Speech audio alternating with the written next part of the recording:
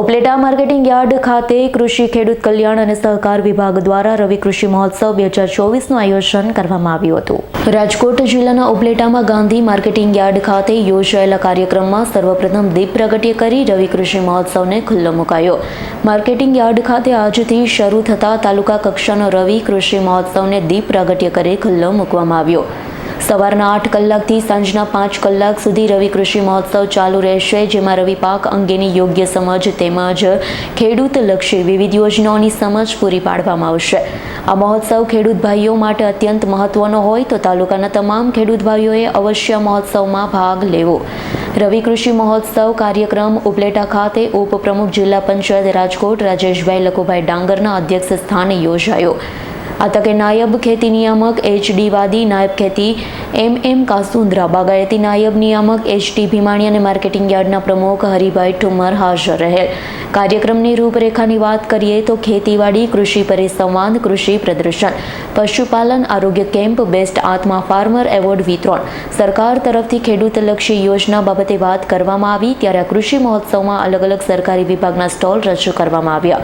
કાર્યક્રમમાં માર્કેટિંગ યાર્ડના chairman, vice chairman, યાર્ડના સેક્રેટરી, મામલેદાર મહેતા સાહેબ, તાલુકા વિકાસ અધિકારી, ખેતી અધિકારી, તાલુકા પંચાયત પ્રમુખ, ટીડીઓ, તાલુકા ખરીદ સંઘના પ્રમુખ સહિતના અધિકારી અને પદાધિકારીઓ ઉપસ્થિત રહ્યા હતા। કાર્યક્રમમાં આંગણવાડી, આરોગ્ય, પોલીસ, પંચાયત, શિક્ષણ, પીજીવીસીએલ સહિત વિભાગના કર્મચારીઓ પણ હાજર રહ્યા।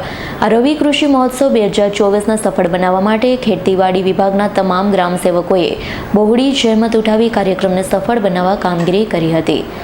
એચ.ડી. વાદી, નાયબ ખેતી નિયામક તાલીમ, ખેડૂત તાલીમ કેન્દ્ર રાજકોટ।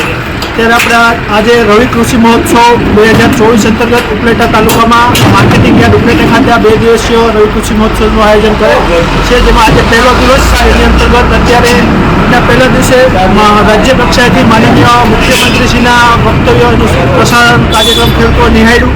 ત્યારબાદ કૃષિ યુનિવર્સિટી અને વૈજ્ઞાનિકો, પ્રગતિશીલ ખેડૂતો, એમનું પણ વક્તવ્ય ખેડૂતોને આપવામાં આવ્યું। અન્ય વિડીયો પણ પ્રાકૃતિક કૃષિના આપવામાં આવ્યા અને જે ખેડૂતો હતા જેમને આપણે યોજનાકીય લાભ આપેલો છે, જેની સહાય ખેડૂતોના ખાતામાં જમા કરે, પણ એમના પેમેન્ટ ઓર્ડરનું પણ ખેડૂતોને વિતરણ કરવામાં આવ્યું અને 15 જેટલા અલગ અલગ વિષયોના પ્રાકૃતિક ખેતીના છે, બાગાયત, પશુપાલન છે, ઈ-કેવાયસીના સ્ટોલ છે, ડ્રીપ ઇરિગેશન છે, ફર્ટિલાઇઝર કંપનીઓ છે, એ બધાના આવી રીતના અલગ અલગ 15 સ્ટોલનું આયોજન કરવામાં આવેલું છે। એ સાથે સાથે આપણે કોલકી ખાતે મોડલ ફાર્મની વિઝિટ પણ ખેડૂતોને અત્યારે બપોર બાદ કરાવવામાં આવશે। આ જ પ્રમાણે આવતીકાલે પણ આ કાર્યક્રમનું આયોજન કરવામાં આવેલું છે। વિપુલ ધમેચાનો રિપોર્ટ, S9 ન્યૂઝ, ઉપલેટા। અમારી તમામ માહિતીથી અપડેટ રહેવા માટે જોડાયેલા રહો S9 ન્યૂઝ સાથે।